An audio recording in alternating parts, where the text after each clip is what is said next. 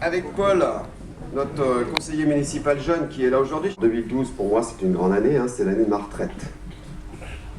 Ah, d'accord. Et au moins, il va prendre sa retraite, celui-là, on va en être débarrassé. Ben non, non, c'est l'année de la retraite professionnelle. La retraite, je dirais, d'élu, c'est pas avant longtemps. Il y a des échéances, mais vous savez qu'on peut les renouveler. Je vais vous dire quelques mots, tout d'abord de la manière dont nous avons vécu l'année 2011. Donc, un coup de gueule d'abord que je vais pousser pour l'année 2011 et qui, je l'espère, trouvera une solution dans l'année 2012. C'est le dossier de Pimbron. Pimbron, pour moi, un dossier qui m'inquiète énormément. Je le disais vendredi soir à la salle des fêtes, salle des sports, pardon. Parce que Pimbron est enfin, c'est une institution qui, avec ses dirigeants notamment, est très très sourde et en tous les cas ne communique en aucune manière sur le devenir du site. Et je suis inquiet, non seulement pour le personnel, bien évidemment.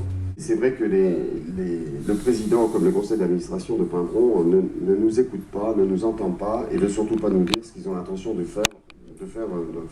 devenir du centre. Bon, moi je le dis hein, pour faire un peu d'humour, mais si on veut en faire un élevage d'escargots, moi je ne suis pas opposé, mais qu'on nous le dise, quoi. On n'est pas idiots, nous les élus de la commune, ça fait quand même quelques années qu'on est là, on est capable d'entendre tout par rapport au devenir du site. Par contre, les fantasmes que les uns et les autres peuvent développer quant à... on envisage de faire éventuellement une thalasso, j'ai entendu n'importe quoi, le groupe barrière, le groupe ceci, le groupe cela, etc. Tout ça, ce sont des fantasmes parce que de toutes les manières, Pimbron, c'est une fondation et dans les statuts de cette fondation, il est bien précisé qu'il ne peut y avoir que du médical ou du social. Donc maintenant, je ne sais pas dans quelle proportion, à quel niveau, avec quel personnel, etc. Et dans tous les cas, je sais, par contre, ce que l'on sait, c'est que dans 2 ans, il n'y aura plus personne sur ce site. Hein, et j'ai demandé à rentrer dans le groupe de travail, puisqu'il y a un cabinet qui a été choisi. Je connais en plus les membres de ce cabinet, pour certains d'entre eux, puisqu'ils m'ont déjà posé des questions.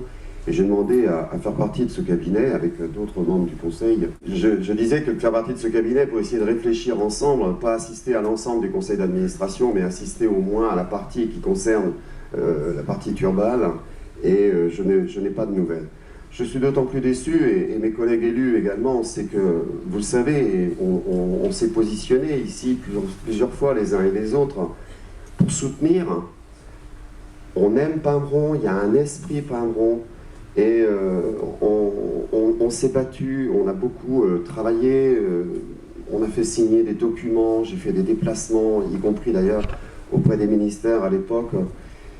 Et quand aujourd'hui, les élus de la commune et le maire en particulier n'est pas intéressé du tout à savoir ce que va devenir ce site, je vous avoue que je suis franchement très très déçu. Et j'estime que le comportement des dirigeants, et du président en particulier, est indigne de la représentativité et du rôle de l'élu républicain, des élus républicains que nous sommes.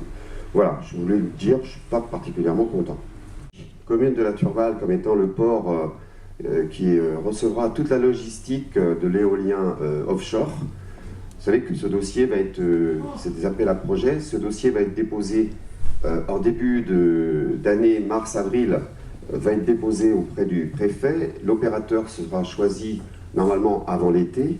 Et ces opérateurs, les 2 opérateurs qui restent en course aujourd'hui pour la réalisation de cet éolien offshore, on choisit le port de la Turval comme étant le port de la logistique, le port de maintenance, etc., etc., le port de Croisic ayant aussi une part, peut-être pour la partie touristique notamment. Alors ça nécessitera bien sûr quelques réalisations, quelques bâtiments sur les enceintes portuaires, donc c'était pas si idiot que ça que d'avoir réalisé un grand terre-plein, puisque ça nous permettra d'accueillir des bâtiments, et des bâtiments de formation, et notamment pratiquement 80 à 100 ingénieurs qui viendront travailler régulièrement sur le site. Alors ce qui nous amène, nous, les élus, à réfléchir à la manière dont on va aménager l'entrée de la ville de la Turval, parce que cette fameuse déviation qui part de Guérande, qui va venir à la Turval un jour, normalement va peut-être arriver plus vite qu'on l'imagine. Donc on espère que dans 3-4 ans, cette opération pourra se réaliser, et on va commencer à s'approcher et à essayer d'imaginer l'entrée de la ville Et c'est peut-être la raison pour laquelle certains d'entre vous ont pu recevoir des courriers d'opérateurs ou d'investisseurs potentiels sur le site de Bellevue, Glomora, etc.